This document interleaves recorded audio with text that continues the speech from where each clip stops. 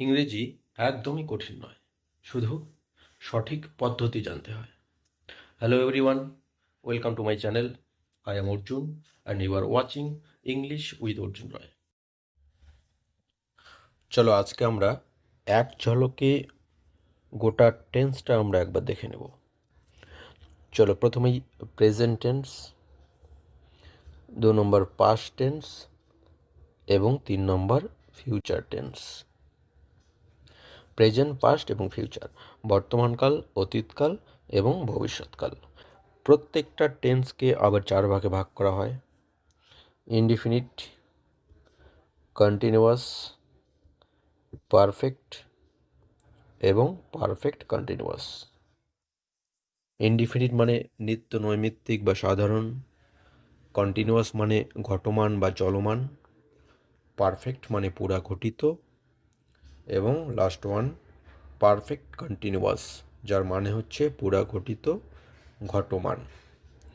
এবার আমরা দেখব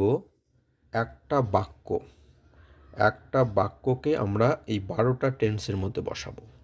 অর্থাৎ প্রেজেন্ট, পাস্ট, ফিউচার, এই 3টা টেন্সেরই 4টা করে ভাগ, তাহলে 3 4 12।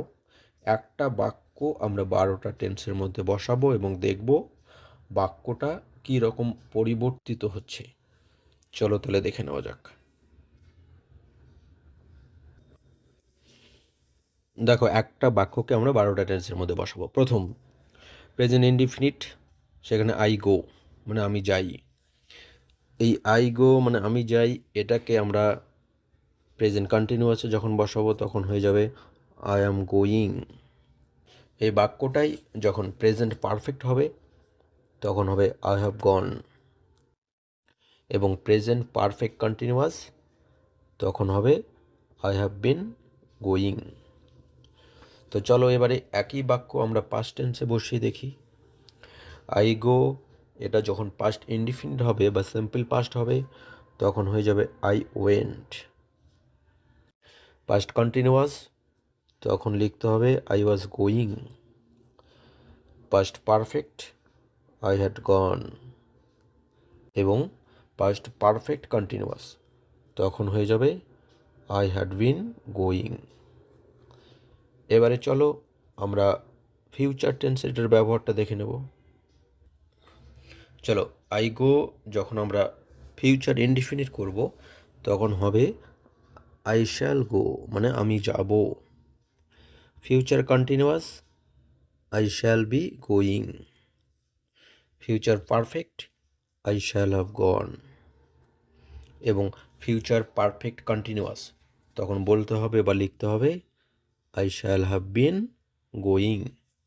তো এভাবেই আমরা দেখে নিলাম একটা বাক্য 12টা টেন্সের মধ্যে বসলে কখন কিভাবে পরিবর্তিত হয়ে যাচ্ছে। তো আজকে এতটুকুই। পরবর্তীতে আবারও নতুন একটা টপিক নিয়ে আমরা চলে আসব। আর যাওয়ার আগে একটা কোটেশন। দেখো, তুমি ঘুমিয়ে যা দেখছো সেটা স্বপ্ন নয়, স্বপ্ন সেটাই যা তোমাকে ঘুমোতে দেয় না। ওকে, টাটা বাই, আজকে এতটুকুই।